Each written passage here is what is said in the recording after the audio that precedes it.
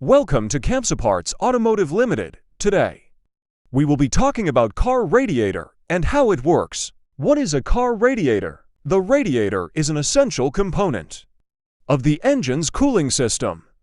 This mechanism is designed to keep the engine temperature at an optimal level as set by the vehicle manufacturer, made mostly of aluminum. Radiators transfer heat from the hot coolant through tubes, then, as air blows across fins, it cools the fluid. Modern cars use aluminum radiators, but they are usually made of copper and brass. This is because of their high heat conductivity. Their various sections are joined by soldering.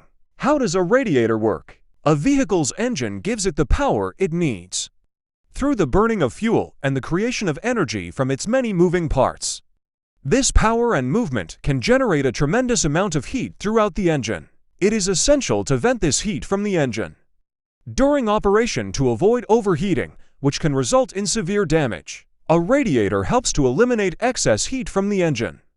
It is part of the engine's cooling system, which also includes a liquid coolant, hoses to circulate the coolant, a fan, and a thermostat that monitors the coolant temperature. The coolant travels through the hoses from the radiator through the engine to absorb the excess engine heat, and back to the radiator. Once it returns to the radiator, thin metal fins release the heat from the coolant to the outside air.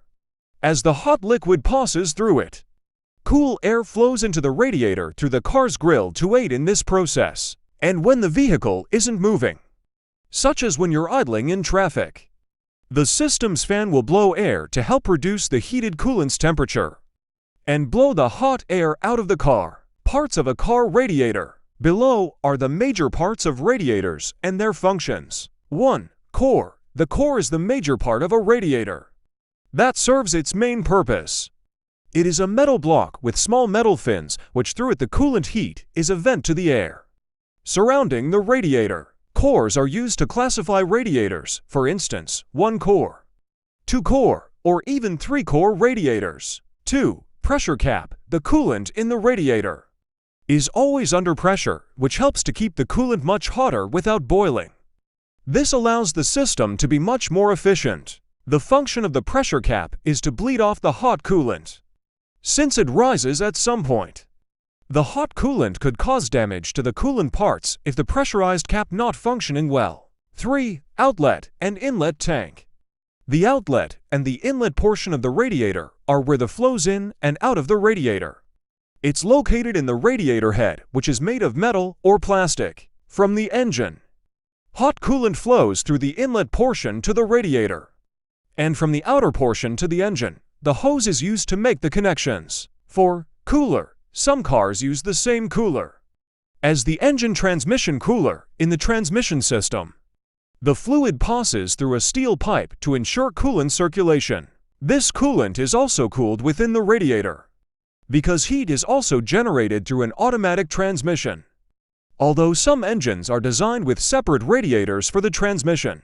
Types of radiator. The various types of radiators are classified according to their core. Below are the types of radiators used in automotive engines. 1. Tubular core type. In these types of radiator, the upper and lower tanks are connected by a series of tubes that passes the water within the radiator. There are fins located around the tube for efficient heat transfer. It absorbs the heat from the coolant through the surge fans into the atmosphere. Due to the fact water passes through all tubes in this radiator type, a defect in one tube will affect the cooling process. 2. Cellular core type. In the cellular types of radiators, the coolant flows through the spaces between the tubes. The core is made of a large number of individual air cells surrounded by the coolant. Air passes through the tubes, while the coolant flows in the spaces between them. The cellular core radiator is also known as a honeycomb radiator because of its appearance. Unlike the tubular type, clogging in the tube affects a small part of the total cooling surface. Signs of a failing radiator. A few signs that your radiator specifically is having issues can include 1. Leaking coolant. Cracks or leaks in the radiator will cause coolant to appear on the ground underneath your vehicle. This can happen when your vehicle is parked or when you're driving. If you notice this or low coolant levels, you might have a crack in your radiator. 2. Discolored coolant or sludge.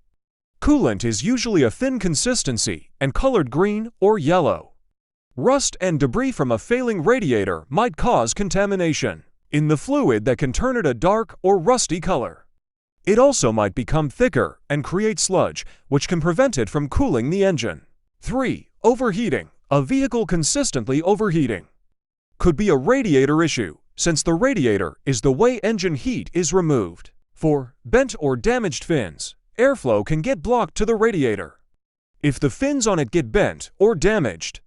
This can be caused by gravel hitting them while driving or if too much water pressure is used while cleaning them. Radiator maintenance. Like any other vehicle component, the radiator requires specific maintenance to assure its longevity and proper operation.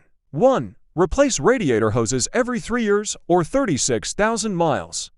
Since hoses are rubberized and can dry out and break over time, they should never exceed 50,000 miles of driving. 2. Check coolant levels regularly. If the fluid level is noticeably dropping between checks, there may be a leak in the cooling system. It is important to pay close attention as slow leaks may be difficult to detect. 3. Have the coolant flushed every 25,000 miles to remove any contaminants in the radiator and its hoses. This service also conditions the cooling system to help prevent the components from rusting and allows the radiator to operate at peak performance throughout its life. 4. Take caution when checking the level of coolant and the radiator. Please bear in mind, you should never open the radiator cap or the heater hose connector cap when the engine is running, as hot coolant can erupt and cause burns and other injuries.